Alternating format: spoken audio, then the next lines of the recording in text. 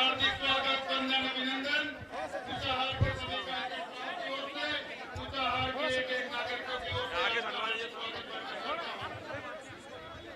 स्वागत की इस कड़ी में माला पहनाने के लिए मैं आदरणीय मंदिर प्रत्याशी अतुल सिंह जी, समूह पाल, मेहंदी अतर, राजा कुमार, रेखा विश्वकर्मा, तस्लीम बानो, साधु जी आ रहे हैं। बड़ा माला से हमारी नेता आदरणीय प्रियंका गांधी जी का स्वागत करें।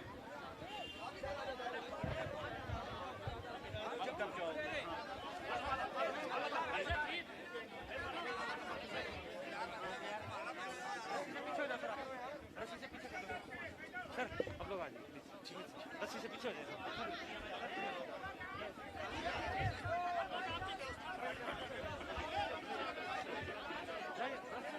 जो श्रीनगर में हमारे शहीद हुए थे नायक भैया जी का ब्लॉक कांग्रेस कमेटी के साथी स्वागत कर रहे हैं।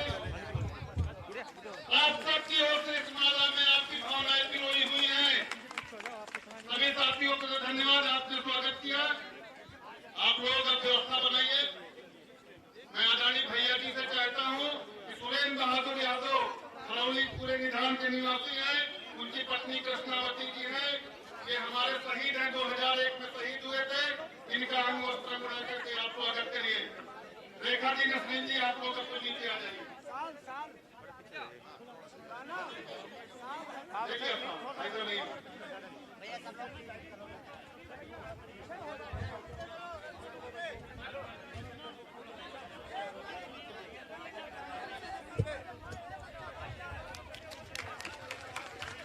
ये अपनापन होता है अपनों के प्रति।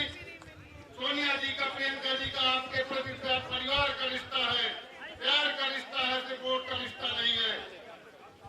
शहीद सुरेंद्र बहादुर यादव की पत्नी कृष्णावती जी को अंगवस्त्र पहना के आदरणीय हमारी नेता ने स्वागत किया, सम्मान दिया। अब मैं चाहता हूं कि प्रत्याशी अतुल सिंह जी से वो आए और अपने विचार साझा करें। आदरणीय अतुल सिंह। बहुत बहुत धन्यवाद। राकेश सिंह राणा जी मंच पर बैठे। कुचाहार की ऐतिहासिक धरती राणा मेनी माधव जी की तपोभूमि, हीरा पासी जी की तपोभूमि, कांग्रेस पार्टी के राष्ट्रीय महासचिव, हम सबकी नेता संरक्षक, जो हमेशा बेटियों के सम्मान में हमेशा आगे रहती हैं। उत्तर प्रदेश की तमाम दलित समस्याओं पर सबसे पहले अगर किसी ने आवाज उठाई, आज मैं श्रीमती प्रियंका गांधी जी का ऐतिहासिक धरती स्वागत, अभिनंदन, वंदन करता हूँ। मंच पर बैठे हम सबके संरक्षक आदरणीय शर्मा जी, कांग्रेस पार्टी जनपद के नेता, कांग्रेस जनपद के जिला अध्यक्ष आदरणीय श्री पंकज जी त्रिपाठी, सम्मानित मंच, नौजवान साथियों, भाई माताओं बहनों, आप सब 1 घंटे विलंब से मैं हाथ जोड़कर क्षमा चाहता हूँ क्योंकि कार्यक्रम कई जगह था। आप सब इतनी भारी संख्या में आपका स्वागत, अभिनंदन, वंदन करता हूँ। ज्यादा समय नहीं लूंगा क्योंकि आपको बोलना है, प्रियंका जी को बोलना है। अनुरोध करता हूँ 2022 का विधानसभा का चुनाव कांग्रेस पार्टी ने जिस विश्वास आशा के साथ हमको अपना प्रत्याशी बनाया है, वो विश्वास कायम करिए और निश्चित तौर पर कांग्रेस पार्टी को जिताइए। सोनिया जी के हाथों मजबूत करिए, प्रियंका जी के हाथों मजबूत करिए। आप तो जानते हैं उत्तर प्रदेश में मूंगी पहली सरकार भारतीय जनता पार्टी के किसी कोई काम नहीं किया।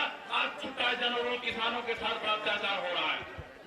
छुट्टा जानवर किसान भाइयों की फसलें में सो रही है और सरकार सो रही है। यहाँ के जो विधायक भ्रष्टाचारी विधायक है, उनको भी किसानों की समस्याओं से कोई लेना देना नहीं। हम आपसे चाहते हैं, आपका आशीर्वाद लेना चाहते हैं और प्रियंका जी ने कहा है अतुल सिंह जाइए, आपको विजयी होकर आइए, ऊंचाहार का विकास करिए। आज एनटीपीसी अगर ना होती तो कहां से नौजवानों नौकरी मिलती। आप सबसे अनुरोध करता हूँ, चाहे मनरेगा की बात हो, चाहे किसानों के सम्मान की बात हो, चाहे इंदिरा आवास देने की बात हो, कांग्रेस पार्टी की पुरानी योजना है। बहुत बहुत धन्यवाद। जय हिंद, जय भारत, जय कांग्रेस, जय कांग्रेस। धन्यवाद भाई अतुल सिंह जी। जात पर न पात पर। अब मैं अपनी नेता आदरणीय प्रियंका गांधी जी को आमंत्रित करता हूं, जिन्होंने पूरे उत्तर प्रदेश में गरीबों की, मजलूमों की, महिलाओं की लड़ाई लड़ी है बीते 5 साल में सड़कों पर।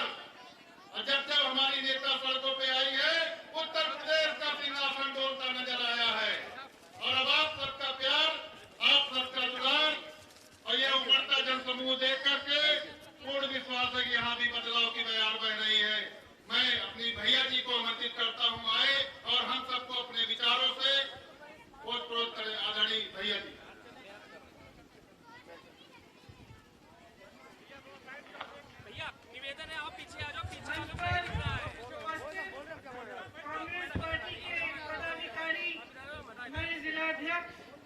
श्री पंकज तिवारी जी, श्री शिव पांडे जी, श्री किशोरी लाल शर्मा जी, हमारे प्रत्याशी श्री अतुल सिंह जी, आप सबका इस सभा में बहुत बहुत स्वागत। मेरी बहनों, मेरे भाइयों, बहुत बहुत स्वागत। मैं जानती हूँ आप काफी समय से धूप में इंतजार कर रही हैं, इसके लिए बहुत बहुत धन्यवाद। अच्छा बताइए, किस किस को गैस सिलेंडर मिला? अगर आप नया सिलेंडर खरीदना चाहें तो कितने का मिल रहा है आजकल? 1100 का। फिर से बढ़ गया 1100 का। अगर भरवाना होता है तो भरवा पाती हैं? मेरे किसान भाई यहाँ बैठे हैं, पेट्रोल डीजल के दाम क्या हैं आजकल? ये जो छोटा जानवर है, इससे किसी को राहत मिली है? पूरे दिन पूरी रात आपको चौकीदारी करनी पड़ती है कि नहीं खेतों की? यहाँ पे नौजवान कितने हैं? मैं ये सवाल पूछती हूँ, सारे जो नौजवान नहीं है हाथ उठाते, जो नौजवान हाथ उठाओ। आप में से कितनों को पिछले 5 सालों में नौकरी मिली सरकार से? नहीं मिली? तो परिस्थितियां क्या हैं आज उत्तर प्रदेश में? क्या परिस्थितियां, ये समझ लीजिए। उत्तर प्रदेश वो प्रदेश है जिसमें सबसे ज्यादा नौजवान है पूरे देश में, ठीक है? बहुत हुनर है इस प्रदेश में। आज की बात ये नहीं है कि आज का नौजवान पढ़ा लिखा नहीं है। आज गरीब से गरीब परिवार में आप चले जाएं तो माँ बाप कहेंगे कि हमने अपनी मेहनत की कमाई से अपने बच्चों को शिक्षित किया है। तो शिक्षित नौजवान भी हैं, ठीक है? सबसे ज्यादा इस देश में सबसे ज्यादा हुनर है। यहाँ के खेत, भगवान की कृपा से यहाँ पे अच्छी खेती होती है। यहाँ के खेतों पे जो उपज होती है वो अच्छी होती है, ठीक है? तो सब कुछ है इस प्रदेश में, लेकिन घर घर जाओ तो जनता परेशान है। चाहे छोटे दुकानदार हो, चाहे छोटे व्यापारी हो, चाहे किसान हो, चाहे नौजवान हो, चाहे महिला हो, दलित हो, कोई भी हो, सब पूरी तरह से परेशान है, सब त्रस्त है। किसी को ये नहीं पता कि अगले दिन कहाँ से रोजी रोटी हम कमा पाएंगे। मैं ऐसे लोगों से मिली हूँ जिन्होंने मुझे बताया कि अगर हम एक दिन की दिहाड़ी हमें हमारे घर नहीं आए, हम बीमार पड़ जाए, एक दिन का काम नहीं करें, तो एक ना एक हमारे परिवार का सदस्य भूखा जाएगा। उस दिन के लिए उसको खाना नहीं मिलेगा। महंगाई इतनी बढ़ चुकी है कि सरसों के तेल के लिए आपको 240 रुपए देने पड़ रहे हैं और दिहाड़ी आपकी 200 रुपए है। तो एक पूरी दिहाड़ी भी काफी नहीं है एक बोतल तेल खरीदने के लिए। तो ये आपकी सच्चाई है। और सच्चाई ये है कि जब जब चुनाव आता है तो जितने भी राजनीतिक दल के नेता हैं आपके सामने आते हैं, कौन सी बातें करते हैं? धर्म की बात करेंगे, जाति की बात करेंगे, कोई पाकिस्तान की बात करेगा, कोई आतंकवादियों की बात करेगा, कोई बात करेगा कि बुलडोजर चलाया जाएगा, कोई कहेगा कि हम गर्मी निकाल देंगे, कोई कह रहा है हम चर्बी निकाल देंगे। ये बातें हो रही हैं। अब सोचिए, अब हंस रहे हैं, हंसी की बात भी है, लेकिन ये एक ऐसी बात है जो बहुत गंभीर बात है कि समस्याएं बढ़ती चली जा रही हैं। किसान गरीब बनता चला जा रहा है। जितने लोगों को कांग्रेस पार्टी ने अपनी मेहनत से गरीबी रेखा से उठाया, उससे ज्यादा लोगों को भाजपा की सरकार नीचे ले आई है उसी रेखा से। बहुत गंभीर बात यह है कि गरीबी बढ़ रही है, परेशानियां बढ़ रही हैं और बातें आपके सामने ये हो रही है।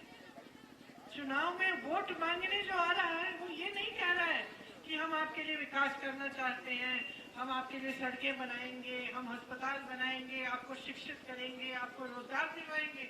वो कह रहा है कि भाई धर्म के आधार पर हमें वोट दे दो, हम आपके धर्म को सुरक्षित रखेंगे या आपकी जाति को सुरक्षित रखेंगे। सुरक्षित आप सब हो सकते हैं, आप सब हो सकते हैं, चाहे हिंदू हैं, मुसलमान हैं, किसी भी जाति के हैं, किसी भी धर्म के हैं। आपको सुरक्षित होने का तरीका ये है कि आपकी सरकार आपको आत्मनिर्भर बनाए। सुरक्षित बनाने का तरीका ये है कि आपको रोजगार मिले। सुरक्षित बनने का तरीका ये है कि महिलाओं को सशक्त करें। सुरक्षित बनने का तरीका ये है कि हमारे किसान भाई कमा पाए, अपने बच्चों का भविष्य बना पाए। ये है सुरक्षा। असली सुरक्षा ये है। इनकी बातों में मत फंसिए। ये सारी बातें जितने भी कर रहे हैं सिर्फ अपने लिए कर रहे हैं। इन सारी बातों से सिर्फ राजनीतिक दल, सिर्फ नेता, सिर्फ ऐसी सरकारें जो आपके लिए कुछ नहीं करेंगी वही आगे बढ़ेंगी।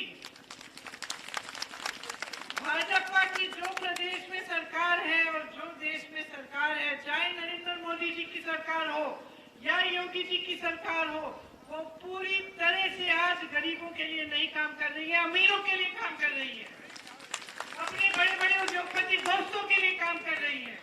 ऐसे किसान के कानून लाई जिससे मेहनत करें आप, खून पसीना बहाए आप और कमाए बड़े बड़े उद्योगपति। वो कानून कब वापस लिए? जब घबराने लग गए कि चुनाव आ रहे हैं। समझ लीजिए आपके साथ कितना विश्वासघात हो रहा है। ये जो आवारा पशु की जो समस्या है ना, इतनी बड़ी समस्या नहीं है कि कोई सरकार नहीं सुलझा सकती। छत्तीसगढ़ में कांग्रेस की सरकार आज है उनके मुख्यमंत्री यही है पास में, अगली मीटिंग में आएंगे। उन्होंने ये समस्या सुलझा दी है। अब आप पूछेंगे कैसे? उन्होंने कहा जो आवारा पशु को घर में रख के देखभाल जो करेगा उससे हम आवारा पशु की गोबर 2 रुपए किलो में खरीदेंगे। समझिए, गोबर खरीद के सरकार क्या करेगी? गोबर गैस बनाएगी, स्वयं सहायता समूह बनेगी, स्वयं सहायता समूह वर्मी कंपोस्टिंग करके अच्छी अच्छी खाद बनाएगी। सरकार ने कहा तुम्हारी समस्या है, लो हम सुलझाते हैं। तुम आवारा पशु को घर में रखो, उसका देखभाल करो, हमें गोबर बेचो, हम गोबर का इस्तेमाल भी तुम्हारी ही भलाई के लिए गोबर गैस बना के बनाएंगे। समस्या हल हुई। यहाँ की सरकार ने क्या किया? कुछ नहीं। गौशालाएं बना दी। गौशाला धर्म की बात करते हैं ना, गौशालाओं में जाके देखिए कौन सा धर्म निभा रहे हैं। गाय मर रही है, मैंने वीडियो देखे हैं, उनको खाया जा रहा है, जंगली कुत्ते उनको खा रहे हैं, जीवित है, उनपे मिट्टी डाली जा रही है, जीवित गाय पे कितने सारे वीडियो आए थे। ये है धर्म। धर्म की बात करते हैं ये लोग चुनाव के लिए, राजनीति के लिए। आप समझ लीजिए असली धर्म क्या होता है नेता का, कौन बताएगा?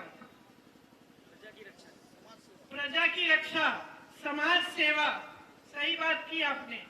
असली धर्म होता है सेवा।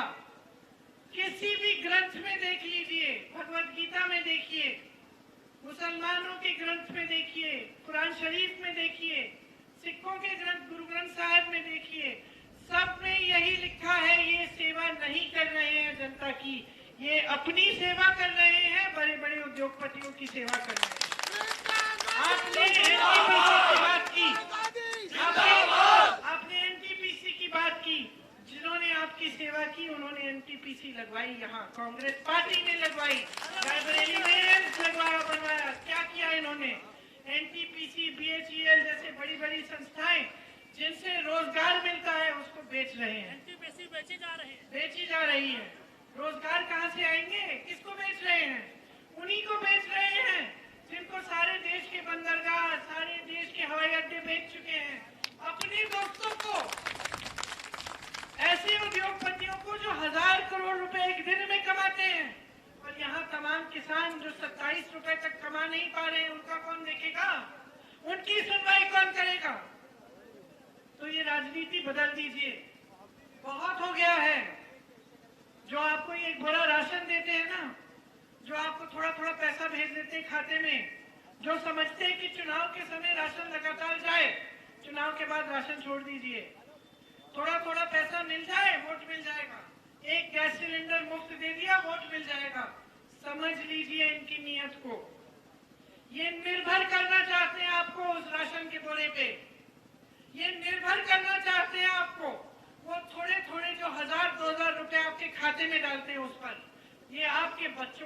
से नहीं बनाना चाहते, ये आपको अपने पैरों पर खड़े होते हुए देखना नहीं चाहते, क्योंकि जिस दिन आप अपने पैरों पे खड़े होंगे, जिस दिन आपके बच्चों को रोजगार मिलेगा, जिस दिन आप पूरी तरह से शिक्षित होंगे, समर्थ होंगे, उस दिन आप सवाल उठाना शुरू करोगे। आप सवाल उठाओगे कि ये कैसी राजनीति लाए हो हमारे प्रदेश में। हमारे प्रदेश में सब कुछ है, हमें शिक्षित क्यों नहीं कर रहे हो, हमारा विकास क्यों नहीं करा रहे हो, हमारी सड़कें क्यों नहीं बना रहे हो, हमें पानी क्यों नहीं दिलवा रहे हो, हमारी महंगाई इतनी क्यों बढ़ने दी तुमने। ये सवाल उठाना शुरू करोगे। इसीलिए ये चाहते हैं कि आप निर्भर रहें, ये चाहते हैं, ये परिस्थिति इन्होंने बनाई है कि इस राशन के बोरे के लिए आप इंतजार कर रहे हैं, और जब आपको मिलता है आप सोचते हैं कि बहुत बड़ा काम किया है सरकार ने। कुछ नहीं किया आपके लिए, कुछ नहीं किया है आपके लिए। ये मिलावटी राशन देके आपको कुछ नहीं किया है। जो काम करना चाहिए था, जो रोजगार देने चाहिए थे, जो किसानों की मदद होनी चाहिए थी, जो ये बड़ी बड़ी बिजली की बिल आ रही है इनको कम करना चाहिए था, महंगाई को कम करना चाहिए था, महिलाओं को सुरक्षित करना चाहिए था, ये काम किसी ने नहीं किया है पिछले 5 सालों में। मैं तो कहती हूँ 30 सालों में नहीं किया यहाँ। न बसपा ने किया, न समाजवादी दल ने किया, न भाजपा ने किया। क्यों? क्योंकि बसपा जानती है जाति के आधार पर वोट मांगती है, सपा जानती है कि धर्म और जाति के आधार पर वोट मिलेंगे, भाजपा जानती है कि धर्म के आधार पर वोट मिलेंगे। एक ही कांग्रेस पार्टी है जो आपके सामने खड़े होकर विकास के आधार पर वोट मांग रही है। आप वोट देंगे तो आपको सशक्त कराने का काम हमारी जिम्मेदारी है। इन बातों को ध्यान से समझ लीजिए।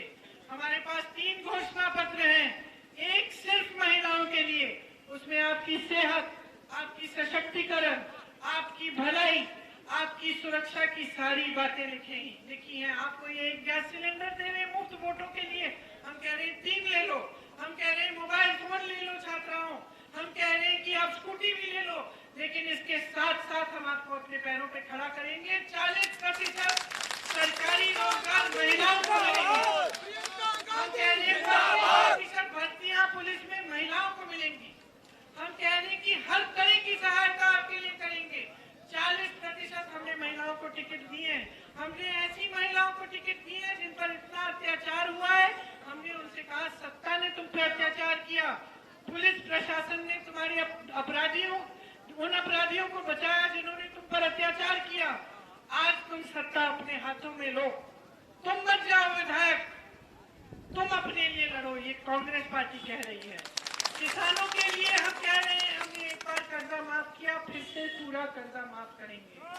हम कह रहे हैं कि जो आपकी इतनी बड़ी बड़ी बिजली की बिल आती है वो सब की सब हम हाफ करेंगे, आज ही कर देंगे। जिन्होंने कोरोना के समय बिजली के बिल भरे, जो सबसे जरूरतमंद हैं, जो छोटे दुकानदार हैं, जो छोटे बिजनेस वाले हैं, उनका बकाया हम साफ करेंगे। हम कह रहे हैं कि छुट्टे जानवरों की समस्या है, जिस तरह से छत्तीसगढ़ में सुलझाई गई है, उसी तरह से हम उसी योजना को यहाँ लागू करेंगे। वो छत्तीसगढ़ मॉडल यहाँ लाएंगे ताकि ये छुट्टा जानवर से आपको छुटकारा मिले।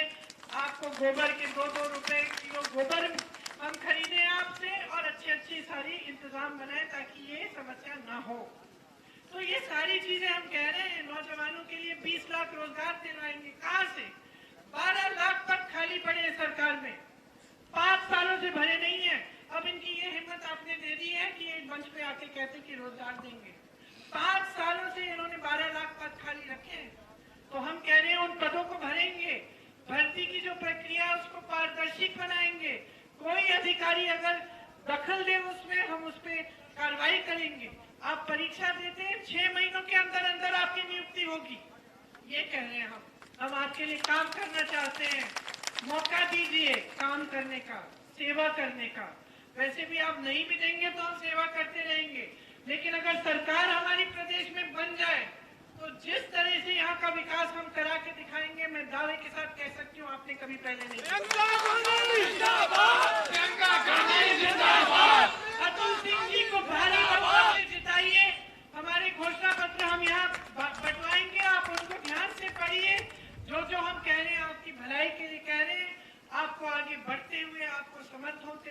आपको सशक्त होते हुए देखना चाहते हैं। बहुत बहुत धन्यवाद। जय हिंद।